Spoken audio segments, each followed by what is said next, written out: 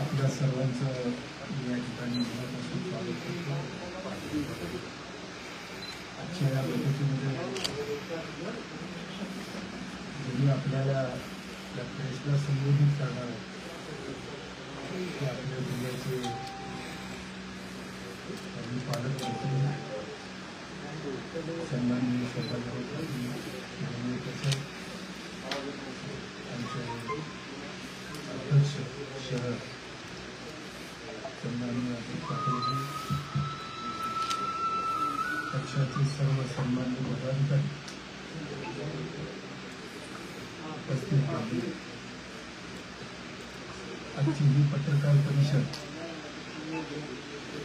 अतिशय महत्वाची परिषद आहे। आपल्या देशाचे आदरणीय नेते पंतप्रधान नरेंद्र मोदी साहेबांनी पंतप्रधान म्हणून 11 वर्ष देशासाठी खूप महत्वाचे ठरले। त्याचं सविस्तर निवडणुकीत साहेब आपल्याला बोलतील, परंतु मी थोडक्यात एवढंच आपल्याला सांगेन की सगळ्याच बाबतीमध्ये सेवा, सुशासन आणि गरीब लोकांच्यासाठी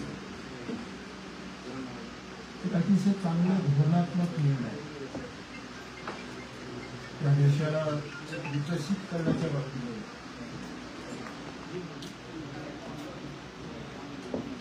इतर सर्व उद्योग असतील, आर्थिक धोरण असेल,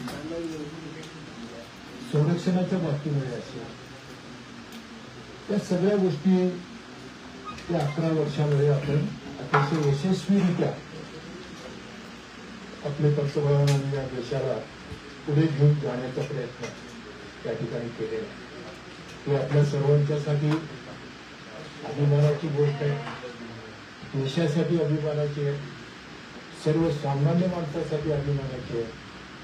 आज जगामध्ये अमेरिका आणि चायनाच्या बरोबर आपली तुलना होते, मग ते आर्थिकच्या बाबतीत असेल किंवा संरक्षणाच्या बाबतीमध्ये असेल किंवा इतर सगळ्या गोष्टी विकासाच्या बाबतीमध्ये असेल। तर त्यासाठी मी या पत्रकार परिषदेमध्ये त्यांचं मनापासून या ठिकाणी अभिनंदन करतो आणि त्यांना पुढील काळासाठी ज्यांनी 1947 पर्यंत त्यांनी ज्यांचं जो स्वप्न आहे ते स्वप्न पूर्ण करण्यासाठी त्यांना आमच्या सर्वांच्या वतीनं त्या ठिकाणी शुभेच्छा देऊन त्यांच्या पाठीमागे शक्ती उभा करण्याचं काम आम्ही करू एवढं बोलतो आणि परत त्यांचे अभिनंदन करू। आपण सर्वांचं परत एकदा स्वागत करू। मी आपल्याला या पत्रकार परिषदेमध्ये संभाजीराव पाटील साहेबांना विनंती करतो की त्यांनी आपल्याला संबोधित करा।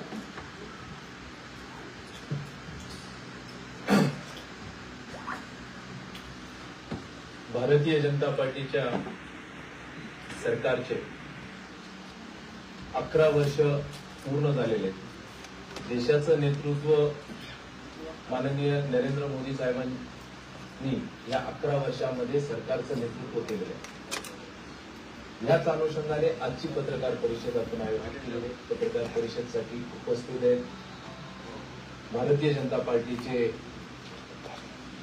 ग्रामीणचे अध्यक्ष आणि आमच्या सर्वांचे मार्गदर्शक आदरणीय बसवराजजी पाटील साहेब, आमचे शहराचे अध्यक्ष अजितजी पाटील कवेकर, महाराष्ट्राचे सांस्कृतिक सेलचे अध्यक्ष माननीय शैलेशजी गोजमुंडे, महामंत्री आपले जिल्ह्याचे संजयजी दोर्वे, आपल्या प्रवक्त्या प्रेरणाताई हुनराव, आमचे भारतीय जनता पार्टीचे ज्येष्ठ म्हणाले आमचे सुधीरजी धुत्तेकर आणि सोबत असलेले सर्वच पदाधिकारी आणि आजच्या पत्रकार परिषदेसाठी उपस्थित असलेले सर्वच पत्रकार बांधवांचं मनापासून आपलं स्वागत करतो। अशा पावसाच्या परिस्थितीमध्ये, वातावरणामध्ये जे की अजून देखील पाऊस त्या ठिकाणी चालू आहे आणि हवामान खात्याने असं सांगितलं की पुढचा 1 तास तरी पाऊस आता थांबणार नाही. म्हणजे आता आपण कुठं बाहेर जाऊ पण नाही, पण ही आपण अशा अडचणीच्या ह्याच्यातून देखील आपण सर्वजण उपस्थित झाला, त्याच्यासाठी मी आपल्या सर्वांचे मनापासून आभार व्यक्त करतो. खरं तर हे 11 वर्ष जर आपण पाहिले,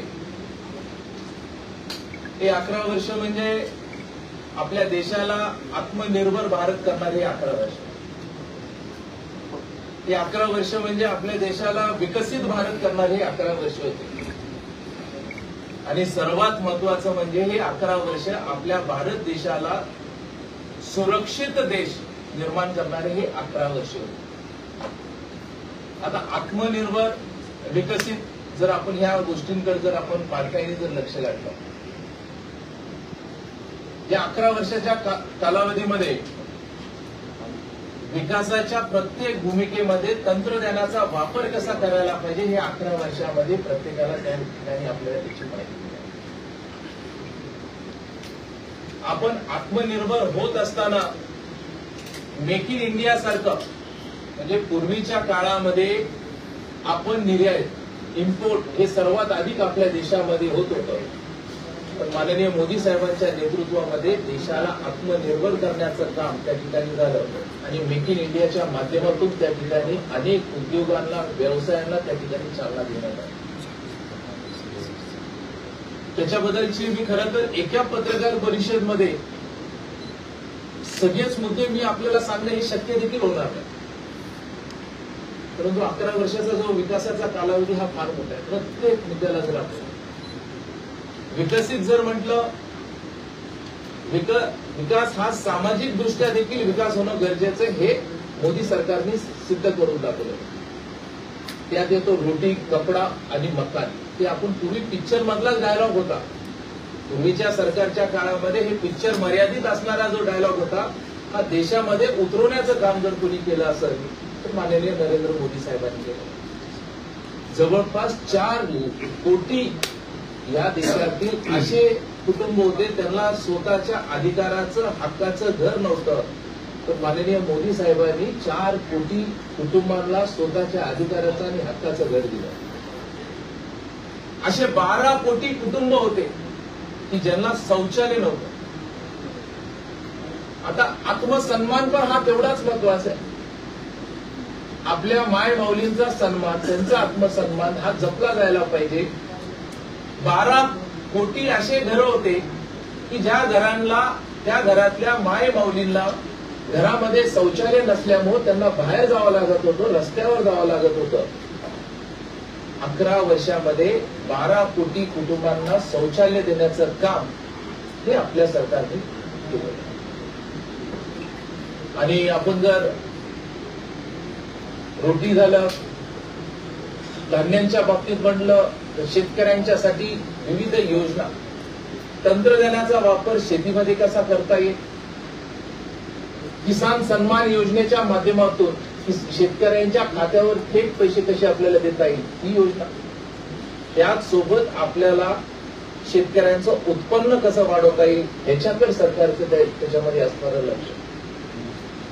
अन्न सुरक्षा योजनेच्या माध्यमातून मी आपल्याला प्रत्येक योजनेच्या बाबतीमध्ये सविस्तर. त्याचसोबत आपण जर पाहिलं की एक देशाला सुरक्षित भारत निर्माण करणं हे देखील तेवढंच गरजेचं त्या ठिकाणी भाग होता. आज आपण इथं सर्वजण बसलोय. सुरक्षता ही आपली तर ह्या पिढीची तर राहणं गरजेचंच आहे, पण पुढच्या पिढीची देखील ही सुरक्षित, पुढची पिढी देखील सुरक्षित राहायला पाहिजे. हे चित्र जगाच्या पाठीवर भारत देशातला हा देश सुरक्षित देश आहे हे चित्र निर्माण करण्याचं काम माननीय मोदी साहेबांच्या या सरकारमध्ये झालेलं आहे. आताच आपण सर्वांनी पाहिलं या 11 वर्षामध्ये आतंकवाद्यांची हल्ला करण्याची किंवा आपल्या देशामध्ये काहीतरी कुरबुऱ्या करण्याचं जे प्रमाण जर पाहिलं ते जवळपास 0 किंवा फार निग्लिजिबल झालं. एक प्रयत्न त्यांनी मागे केला त्या प्रयत्नाला जशाच तसं उत्तर म्हणजे ईट का जवाब पत्थर से नाही, ईट का जवाब बॉम्ब से देण्याचं काम हे आपल्या सरकारने त्या ठिकाणी केलं. आणि आज देखील आपण जर पाहिलं, पूर्वीच्या काळामध्ये जे काही शस्त्र असायचे ते शस्त्र भारत देशाला आयात करावं लागायचे. प्रत्येक शस्त्र हे आयात केलेले शस्त्र भारत देश वापरत होता. पण कालच्या सिंदूर ऑपरेशन मध्ये जर आपण पाहिलं, भारताने निर्माण केलेले शस्त्र, मेक इन इंडिया मधले शस्त्र ट्रायल म्हणायला हरकत नाही. या सिंदूर ऑपरेशन मध्ये वापरण्यात आलेले ते फक्त आपल्या देशात निर्माण केलेले शस्त्र, म्हणजे सर्व अर्थाने आपला देश हा स्वयंभू त्या ठिकाणी निर्माण करण्याचं काम माननीय मोदी साहेबांच्या नेतृत्वामध्ये झालेलं. आज आपण पाहतो, शिक्षणाकडे जर आपण पाहिलं, इनोव्हेशन, नव्या गोष्टीचा शोध, इनोव्हेशन सेंटर, स्टार्टअप्स, ज्याच्या माध्यमातून जे काही ग्रामीण भागातल्या मुलांचे असतील, आपल्या देशातील तरुणांच्या मनातल्या ज्या संकल्पना असतील, त्या संकल्पनेला एका प्रकारे व्यवसायाच्या माध्यमातून जोड कशी देता येईल असे इनोव्हेशन सेंटर उभा करण्यात आलेले. अटलजींच्या नावाने इनोव्हेशन काउन्सिल उभा करण्यात आलेले, स्किल सेंटर उभा करण्यात आलेले, कौशल्य स्किल डिपार्टमेंटच्या माध्यमातून त्या ठिकाणी विकसित भारत निर्माण करण्यासाठी छोट्या छोट्या स्किल्सला त्या ठिकाणी मोटिवेट करण्यात आले. मी आपल्या सर्वांना आवर्जून या ठिकाणी सांगताना आणि विकास करत असताना फक्त एकाच ठिकाणी विकास होतोय असं नाही. जे मूळ मंत्र या सरकारने घेतलं होतं, सबका साथ सबका विकास, या अनुषंगाने देशातील प्रत्येक भागातील, प्रत्येक कानाकोपऱ्यातील, प्रत्येक ठिकाणातील, प्रत्येक समाजातील लोकांचा देखील विकास त्या ठिकाणी साधलेला आहे. त्याचसोबत देशाची सांस्कृतिक भावना ही देखील टिकली पाहिजे, मजबूतीने पुढे जायला पाहिजे. आज जर आपण पाहिलं, जे आपल्या सर्वांच्या मनामधलं जे स्थान होतं, प्रभू रामाचं मंदिर निर्माण करणं, ही आपली सांस्कृतिक या देशाची भावना होती. अनेक वर्षापासून ज्या गोष्टीला पूर्वीच्या सरकारने भिजत ठेवलं होतं, आपल्या सर्वांच्या अंतःकरणातली, मनातली सांस्कृतिक ह्या भावनेला देखील पूर्ण करण्याचं काम या सरकारने प्रभू रामाचं मंदिर उभा करून त्या ठिकाणी केलेलं. त्याचसोबत आपण जर पाहिलं, काशी विश्वनाथ कॉरिडॉर हे देखील उभा करण्यात आलेले. देशातील विविध देवस्थानं जे मागच्या काळामध्ये, मोगलांच्या काळामध्ये ते उद्ध्वस्त करण्यात आले होते, ते उद्ध्वस्त केलेले सर्व देवस्थानं पुनर्स्थापित व्यवस्थित ते जनतेच्या आशीर्वादासाठी खुले करून आणि त्यांना विकासाचा निधी त्या ठिकाणी उपलब्ध करून देण्यात आलेला. त्यासोबत सर्वात महत्वाची बाब जर आपण पाहिली, 11 वर्षातलं यशाचं म्हणजे आम्ही एक पाहत असताना जी आपली अपेक्षा होती, आम्ही कधी जम्मूला फिरायला गेलो, काश्मीरला फिरायला गेलो, मला आठवतंय काश्मीरला, श्रीनगरला फिरायला गेल्यानंतर तिथं आपला तिरंगा लावला जातो. मी राज्याचा युवा मोर्चाचा अध्यक्ष असताना आम्हाला आंदोलन करावं लागलं. आम्ही तिरंगा यात्रा काढली. तिरंगा यात्रेमध्ये आम्ही काश्मीरमध्ये जाऊन श्रीनगरमध्ये लाल चौक तिथं आम्हाला आपला तिरंगा फडकवायचा होता. ह्याच पूर्वीच्या सरकारने आम्हाला त्या ठिकाणी अडवलं. आमच्या सोबत असणाऱ्या जवळपास 14 युवकांना 1 महिन्याची कोठडी त्या ठिकाणी दिली. माननीय लालकृष्ण अडवाणी साहेब, माननीय सुषमा स्वराज यांनी मध्यस्थी करून, म्हणजे ह्या देशामध्ये तिरंगा फडकवत असताना, हे लांबची गोष्ट नाही, ही 2011 आणि 12ची गोष्ट आहे. जे आपण पिक्चर मध्ये पाहतो त्यांना चुकीच्या पद्धतीने जे टॉर्चर केलं जातंय, जे फार काय दोष होता, फक्त तिरंगा फडकवायचा होता, हाच त्यांचा दोष होता. त्यांना एवढं टॉर्चर केलं, शेवटी त्यांना बाहेर काढण्यात आलं. 3 वर्षे यांना परत त्यांची तब्येत व्यवस्थित व्हायला वेळ आला या तरुणांना. आज त्याच ठिकाणी आज आपला तिरंगा फडकवतोय, हे सर्व आपल्यासाठी अभिमानाची गोष्ट आहे. हे 11 वर्षातलं आपलं यश. आज जर आपण पाहिलं 370, सगळ्यात महत्वाचा बाब म्हणजे देशामध्ये जे दुपडी निर्माण केली होती, काश्मीर वेगळा, भारत वेगळा, 370 कलम हा हटवण्याचं काम जे कधी शक्य नव्हतं. कुणी म्हणायचं काही होईल, भारतीय जनता पार्टीचं हे फक्त घोषणापत्र मधला हा विषय 370 हा कोणी जरी आलं तरी हटवू शकत नाही. हा विश्वास त्यावेळेसचे नेते सतत देत होते, पण 370 कलम त्या ठिकाणी हटवला. आणि आता या देशामध्ये एकच संविधान आहे, एकच झेंडा आहे आणि एकच सरकार आहे. ही भूमिका या सरकारने निर्माण केली. त्यामुळे हे सरकार आणि याचं श्रेय जर कुणाला जात असेल, मोदी साहेबांनी देशाच्या पंतप्रधानांनी सांगितलं ह्याचं श्रेय जर कुणाला जात असेल तर 140 कोटी जनतेला याचं श्रेय जाते. त्यांनी हा विश्वास आमच्यावर जो दाखवला, या विश्वासाच्या माध्यमातूनच आम्ही हे संकल्प पूर्ण करू शकतो. आणि जगाच्या पाठीवर आज आपल्यापैकी कुणी जरी कधी विदेशात जाण्याचा प्रसंग आला किंवा आपले पाहुणे रावळे मित्र कोण विदेशात असतील त्यांना विचारा, पूर्वीची प्रसंग आणि आताचा प्रसंग. भारत म्हटले की आपल्याकडे एका वेगळ्या नजरेने पाहिलं जातं. आज आपल्या देशाचा बहुमान जागतिक पातळीवर त्या ठिकाणी मोदी साहेबांनी वाढवला.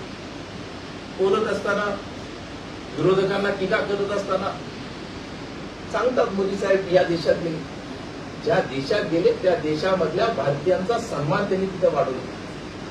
आपलेच भाऊ असतील, आपल्याच परिवारातली लोक असतील, आपल्याच लोकांचा सन्मान त्या ठिकाणी त्यांनी वाढवलेला. आज आपण पाहिलं अनेक देशामध्ये भारताचा पासपोर्ट म्हणजे व्हिसाची गरज नाही. आता अनेक देशामध्ये तुम्ही भारतीय आहात, फक्त भारताचा पासपोर्ट म्हणजे तुम्हाला व्हिसाची गरज नाही. थेट त्या देशाने तुमचं स्वागत केलेले आहे.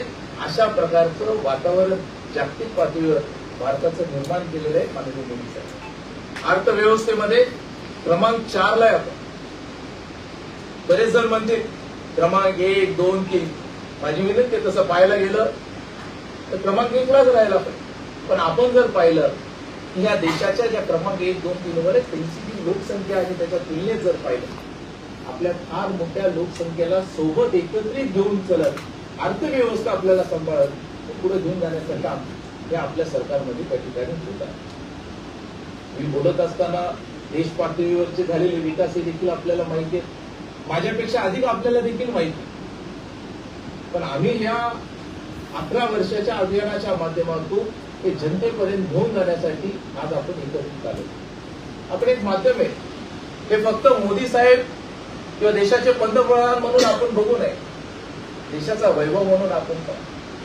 आणि माझी विनंती आहे आपल्या सर्वांना, सुरक्षित मी सुरुवातीला म्हटलं आपण सुरक्षित आहे, पण पुढची पिढी सुरक्षित कुणाच्या हातामध्ये राहू शकते हा विश्वास जर कुणामध्ये निर्माण केला असेल ते मोदी साहेबांनी केलं. तेव्हा देश पातळीवरचा विकास त्याच माध्यमातून राज्याला. मी काल पाहत असताना एक व्हिडिओ क्लिप पाहत होतो, रील्स येतात. एक रील झाली आणि ती रील होती स्वर्गीय विलासराव देशमुख साहेबांची. त्यांनी सांगितलं, त्यांच्या रीलमध्ये त्यांच्या भाषणामध्ये त्यांनी बोलले होते, हे राज्याचा मुख्यमंत्री असताना केंद्राकडे सतत पैशाची मागणी करायची, सतत पत्र लिहित होतो, सतत पत्र पाठवतो. ही खंत त्यांनी त्यांच्या माध्यमातून त्याच्यातून जर समजून घेतलं, ते फक्त सतत पत्र पाठवणं आणि काम न होणं, केंद्राचं आपल्या महाराष्ट्राकडे दुर्लक्ष राहणं हे लक्षात येतो. पण आज जर पाहिलं महाराष्ट्राकडे मोठ्या प्रमाणामध्ये केंद्राने दिलेला निधी असेल, रस्त्याचं जाळं असेल, इरिगेशनच्या बाबतीत असतील, एज्युकेशनच्या बाबतीत असेल, रेल्वेच्या बाबतीमध्ये मागच्या पूर्वीच्या सरकारने त्यांच्या कालावधीमध्ये जेवढा निधी दिला नाही तेवढा निधी फक्त या वर्षीच्या बजेटमध्ये आपल्याकडे तेवढा आले. त्यामुळे राज्याचाही वाटा देत असताना सर्वात अधिक पद्धतीने महाराष्ट्राचा जो वाटा होता तो देण्याचं काम या ठिकाणी झालेलं आहे. आपण जिल्हा म्हणून जर पाहिलं, आपण सर्वजण साक्षीदार. पूर्वीच्या सरकार आणि आताच्या सरकारमध्ये जर निर्णय जर आपण पाहिले, आज जिल्हा म्हणून आपण आज जे सुपर स्पेशालिटी हॉस्पिटल दिसतंय, आज आपण गावामध्ये गेल्यानंतर प्रत्येक ठिकाणी गेल्यानंतर जिल्ह्यामध्ये फिरत असताना हायवेचं जाळं दिसतंय. 2014च्या पूर्वी ह्याच लातूर जिल्ह्यामध्ये राष्ट्रीय महामार्ग नव्हता साहेब. एकच राष्ट्रीय महामार्ग आम्हाला माहित होता सर्वांना, तो म्हणजे तो हायवे म्हणजे मुंबई हैदराबाद. आज इथून जाणारे 3-4 राष्ट्रीय महामार्ग आहेत.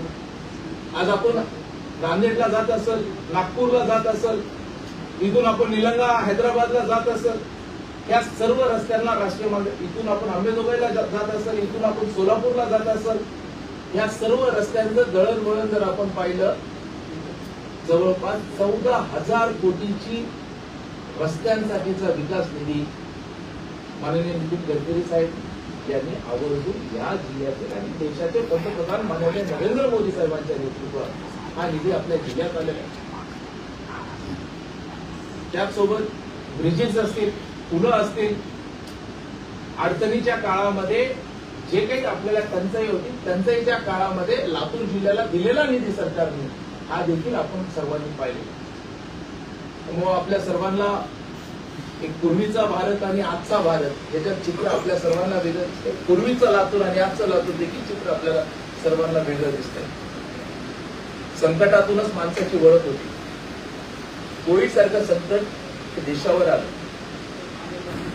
त्या संकटामध्ये भारताच्या जनतेतील प्रत्येकाचं वॅक्सिनेशन केलंच केलं, पण आपला शेजार धर्म कधी विसरला नाही. शेजारच्याही देशाला देखील तिथं आरोग्याच्यासाठी मदत करण्याचं काम आपल्या देशाने केलं. त्याचं वॅक्सिनेशन आपल्या देशात तयार झालं.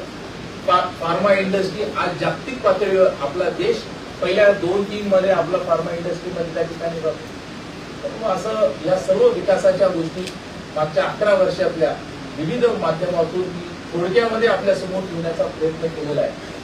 अशा अनेक गोष्टी मी परत एक आपल्यासोबत देत असताना शॉर्ट मध्ये प्रत्येक एरियामध्ये काय काय कामं झाले संख्येसहित, फिगर सहित त्याची एक छोटीशी प्रेस नोट देखील मी आपल्या सर्वांना देणार आहे. आमची आपल्याला विनंती असेल की आपण विकसित भारत सरकारचे 11 वर्ष पूर्ण झालेले या सर्व गोष्टींना आपल्या माध्यमातून, आपल्या वर्तमानपत्राच्या माध्यमातून आपण लोकांपर्यंत, जनतेपर्यंत आपण त्याची पोचवावे ही विनंती आमची आपल्या सर्वांना असेल. आणि जसं लातूरमध्ये आपण पाहिलं की सुपर स्पेशालिटी हॉस्पिटल त्या ठिकाणी निर्माण झालं. त्याचसोबत एक महत्वाचा प्रकल्प हा लातूरमध्ये मराठवाडा रेल कोच फॅक्टरीच्या माध्यमातून झाला. टीका टिप्पणी करणारे वेगवेगळ्या माध्यमातून करतात. काय झालं? 2 उद्घाटन झाले. तुम्ही पाहिलं 2 उद्घाटन. एक उद्घाटन होतं, एक भूमिपूजन होतं आणि दुसरं उद्घाटन होतं. याच्या पलीकडे काही झालं नाही. आज तिथे रिक्रुटमेंट चालू झालेली. मधल्या काळामध्ये जे आर्मिनियल म्हणून आहे ती कंपनी, रेल कंपनी आणि रशियन कंपनी, या दोघांचं काय आपलं टेक्नॉलॉजी पार्टनर रशिया असल्यामुळं या युद्धाच्या कारणास्तव ते थोडं दिले जात. पण आज जर आपण तिथे जाऊन पाहिलं, कामं चालू आहेत, लोकांची भरती चालू आहे. आपल्या ह्या कोच फॅक्टरीच्या नावाने सर्व वर्तमानपत्राच्या माध्यमातून तिथली भरती देखील झालेली आहे. आणि त्यामुळे हे कारखाना देखील जवळपास मी आपल्याला साहेब हा कारखान्याच्या माध्यमातून एक बजाज सारखं युनिट जे 5,000 कोटी घेऊन आलं, ह्या बजेटमध्ये ह्या कारखान्यासाठी जे 35,000 कोटीपैकी त्याच्यातली 8,000 कोटीची तरतूद बजेटमध्ये या रेल्वे कोच कारखान्याच्या माध्यमातून मराठवाडा रेल कोच कारखाना लातूर इथं तरतूद करण्यात आली. त्यामुळे निश्चितपणे सर्व गोष्टी समोर उभा टाकलेल्या आहेत. त्याच्यातून देखील आपल्या भागाला, लातूर जिल्ह्याला एक विकासाकडे घेऊन जाण्याचं काम देखील होईल. माझी सर्व पत्रकार बांधवांना विनंती असं मी सांगितलं, अजून तुम्हाला काही विषय असतील तर आपण विचारावं. शेतकऱ्यांचं कर्ज माफ होणार की नाही? होणार. सरकारने बोललंय ना. आज बच्चूकडू उपोषण करतायत. उपोषण करण्याची वेळ येते. मी आपल्याला आवर्जून सांगतो, सरकार आज आपलं स्थापन होऊन या पुढच्या 6 महिन्यामध्ये सरकारला कोणतंही सरकार आलं, आपण स्वतः आपलं स्वतःचं व्यक्तिगत घर जरी पाहिलं तर त्याला त्याचं नियोजन व्यवस्थापन करायला वेगळा. सरकारने जी घोषणा केली आहे, आमच्या राज्याचे मुख्यमंत्री माननीय देवेंद्र फडणवीस, माननीय अजितदादा, माननीय एकनाथ शिंदे साहेब या तिघांच्या नेतृत्वामध्ये दिलेला शब्द, राज्याच्या जनतेला दिलेला शब्द हा पूर्ण होणार हे मी आपल्याला सांगू शकतो. आगामी महापालिकेच्या निवडणुकीबाबत काय मत आहे? काय महापालिकेच्या निवडणूक. मी आपल्याला आवर्जून सांगतो, आज आपल्याला हे पाऊस पडल्यानंतर जे काही आम्ही पिक्चर पाहतोय, जे चित्र महानगरपालिकेचं झालेलं दिसतंय, कुठं नाल्या भरलेल्या आहेत, कुठं पाणी घरात शिरलंय, हे पाप जर कोणाचं असेल, या पूर्वीच्या जे काही महानगरपालिकामध्ये ज्याची काँग्रेसची सत्ता होती यांचं असलेलं पाप आहे. कोणतंही नियोजन, शहर कसं राहायला पाहिजे, कोणत्या परवानग्या कुठं द्यायला पाहिजे, किती द्यायला पाहिजे, किती घर आहेत, किती गाड्या घोड्या, काहीच न पाहता कदाचित एखाद्या गावाचं नियोजन चांगलं असेल, गाव व्यवस्थित बसवण्याचं काम केलं असेल, तर ह्या लोकांनी आपल्या सोयीप्रमाणे लातूरचं नियोजन केलेलं आहे. निश्चितपणे भारतीय जनता पार्टी येणाऱ्या काळामध्ये ज्यावेळेस आपलं सरकार होतं, आम्ही 2.5 वर्ष महानगरपालिकेत काम केलेलं आहे. 2.5 वर्षाचं आमचं कामकाज हे जनतेच्या समोर आहे. लांब आहे निवडणुका, या पत्रकार परिषदेमध्ये काही बोलणार नाही, तर निश्चितपणे ताकदीने भारतीय जनता पार्टी याच्यात लढते आणि जिल्ह्यातला शहराचा जो काही विकास असतो तो पूर्ण करून घ्यायची जबाबदारी ही आमची सर्वांची असते. 11 वर्ष पूर्ण झाले पण आवश्यकांचा सहभाग दिसत नाही. औषधकरांचा सहभाग या पत्रकार परिषदेत दिसत नाही. त्यांच्याकडे एक वेगळा जिल्हा दिलेला आहे, त्याची त्या जिल्ह्यामध्ये पत्रकार परिषद घेत आहे. आम्ही सर्व इथं आहे. जिल्ह्याचा नेता कोण? जिल्ह्याचा नेता कोण? भारतीय जनता पार्टी. नाही बोलायला सोपं जाते पुन्हा. भारतीय जनता पार्टी आमच्या याच्यामध्ये असं नाही आहे. म्हणजे प्रत्येक व्यक्तीला, म्हणजे काल देवेंद्रजींनी मुंबईत प्रेस घेतली, बावनकुळे साहेबांनी अमरावतीत प्रेस घेणार आहे. जिल्हा वाईज प्रत्येकाकडे एक जिल्हा दिलेला आहे. त्याच्यामुळे प्रत्येकाने आज त्यांनी बहुतेक एखाद्या दुसऱ्या जिल्ह्यात असतील, सर्वजण एकत्रित आहे. काही काळजी करू नका. गेल्या प्रेसला सगळेजण होते, चांगले व्यवस्थित. धरणात पाणी फुल आहे, परंतु लातूरकरांना पाणी भेटत नाही. आठवड्याला 2 वेळेस पाणी देणारा महानगरपालिका आता सध्या 12 दिवसाला पाणी देणार आहे. लक्ष देणार नाही, आपण लक्ष देतो. आपण त्याची माहिती घेतली, बैठक घेतली, बैठकीच्या माध्यमातून त्याचं नियोजन देखील. आता नवीन सीओ देखील आलेले आहेत. सीओला पहिल्या बैठकीमध्ये त्याच्या सूचना देण्यात आलेल्या आहेत. येण्याच्या पूर्वी सूचना आहेत, रिटर्न सूचना आहे की कलेक्टर मॅडम आणि त्यांनी बसून त्या बैठकीमध्ये पाण्याचा हा आणि कचरा या 2 गोष्टीवर त्यांना आपण काम करायचं. आपण म्हणाला रेल्वे उद्घाटन आणि आता इम्प्रुव्हमेंट सुरू आहे, तर लातूर जिल्ह्यातील किती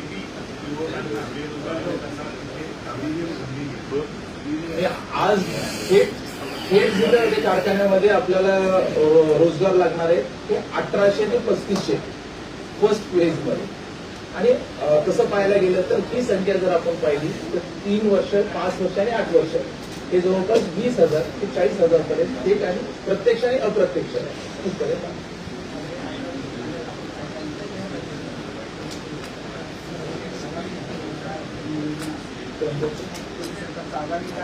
काय आलेलं त्यांच्या विषय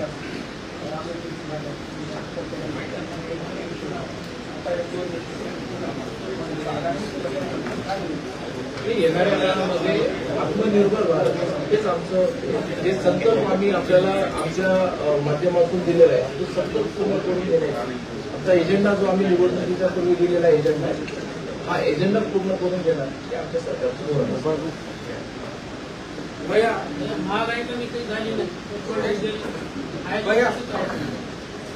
एक 35 रुपये पेट्रोल 10 वर्षापूर्वी सोयाबीनचा भाव 6,000 रुपये होता, आता 42 रुपये झाला. आता आपण जर पाहिलं हमीभाव आणि याच्यामध्ये जर विषय घेतला तर निश्चितपणे मला असं वाटतं की तुलनात्मक जर पाहिला हमीभाव आणि सध्याच्या परिस्थितीमध्ये तर आज हमीभावाच्या माध्यमातून ज्यावेळेस शेतकऱ्यांवर मोठ्या प्रमाणात सोयाबीन होतं त्याचं खरेदी केलं आणि शेतकऱ्यांना न्याय मिळण्याच्या अनुषंगाने सरकारने उचललेलं पाऊल मागच्या या 2 महिन्यामध्ये आपण देखील पाहिलेलं आहे. आणि कोणत्याही शेतकऱ्याची अडचण आली त्याच्या माध्यमातून अनेक शेतकरी जे पूर्वीचा देखील सोयाबीन असतील अनेक ते परवानगी नव्हती पण त्याच्या माध्यमातून किमान त्यांना मदत कशी करता येईल तसा आम्ही प्रयत्न केला. लातूरच्या जिल्हाधिकारी सुरक्षा रुग्णाबाबत पॉझिटिव्ह आहेत, पण संपूर्ण लातूर जिल्ह्यामध्ये सुरक्षा थोडी जोमाने सुरू आहे. त्याच्यावरती काही कारवाई होत असेल त्यावर तुम्ही त्यांना काही बोलाल का?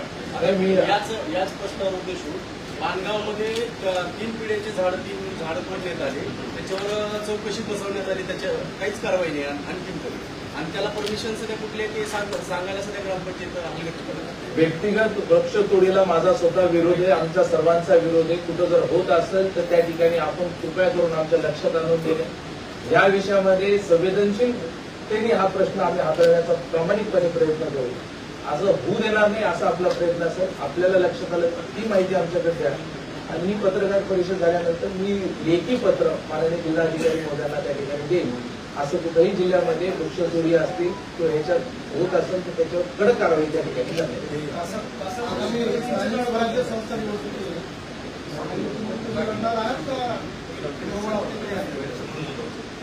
येणाऱ्या निवडणुकीमध्ये भारतीय जनता पार्टी स्वबळावर स्वताकदीवर त्या ठिकाणी निवडणुका लढणार.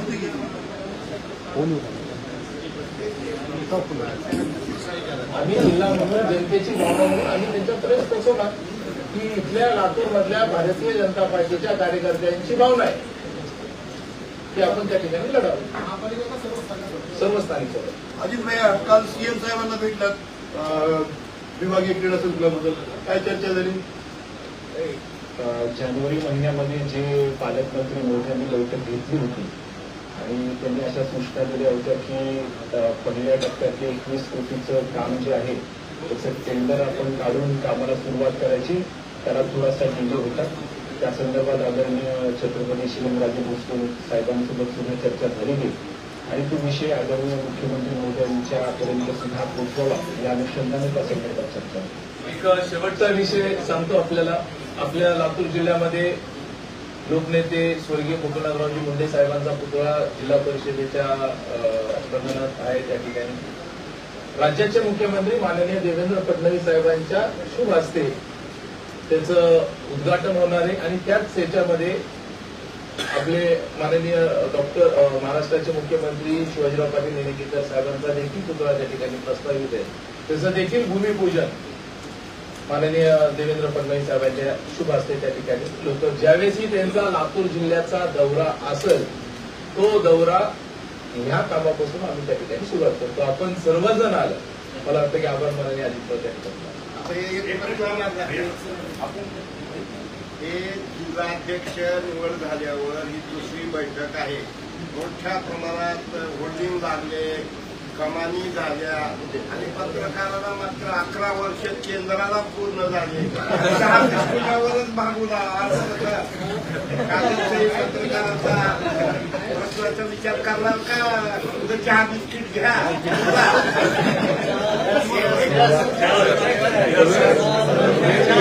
व्यक्तिगत प्रश्न व्यक्तिगत स्तरावर सोडवावे लागतील. 11 वर्षाची जाहिरात वगैरे काही आहे का? सेवा सुशासन आणि गरीब कल्याण याच्या 11 वर्षीच्या मोदी साहेबांच्या ह्या झालेल्या कार्यकाळाच्या निमित्तानं आदरणीय माजी मंत्री संघाचे भैया पाटील निलंगेकर साहेबांच्या उपस्थितीमध्ये ही पत्रकार परिषद झालेली आहे. आणि जसं आदरणीय भैयांनी सांगितलं की आपल्या देशामध्ये प्रत्येक क्षेत्रामध्ये एक मोठी ग्रोथ आपल्याला त्या ठिकाणी दिसते. आपण ज्या संदर्भातला रिफ्लेक्शन आपण ज्याला म्हणतो की देशातले जे मॅक्रो इकॉनॉमिक इंडिकेटर्स असतात. तर आत्ताच मला वाटतं कोणीतरी प्रश्न विचारला होता की महागाई खूप वाढलेली आहे. तर 2014चं इन्फ्लेशन आणि 2025च्या इन्फ्लेशनची सुद्धा जर तुम्ही तुलना केली तर 2014मध्ये 9% होतं.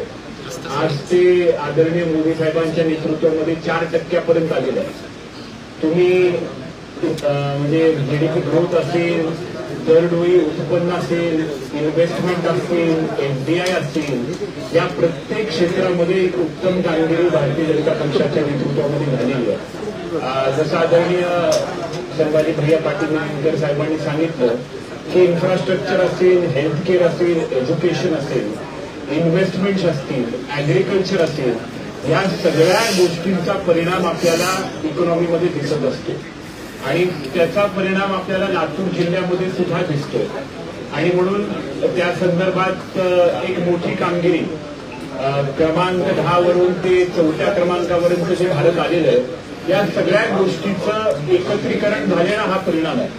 आणि म्हणून मी या पत्रकार परिषदेसाठी आदरणीय संभाजी भैया यांनी वेळ दिला त्याबद्दल मी ग्रामीण जिल्हाध्यक्ष आदरणीय बसवराजजी पाटील साहेबांच्या वतीनं आणि लातूर शहर जिल्ह्याच्या वतीनं त्यांचं मनापासून आभार व्यक्त करतो. इथे उपस्थित सर्व पत्रकार बंधू एवढ्या पावसाच्या वातावरणात सुद्धा आपण या ठिकाणी वेळात वेळ काढून आलात त्याबद्दल आपल्या सर्वांचं मी मनापासून आभार व्यक्त करतो आणि इथे आपली पत्रकार परिषद संपली असं जाहीर करतो.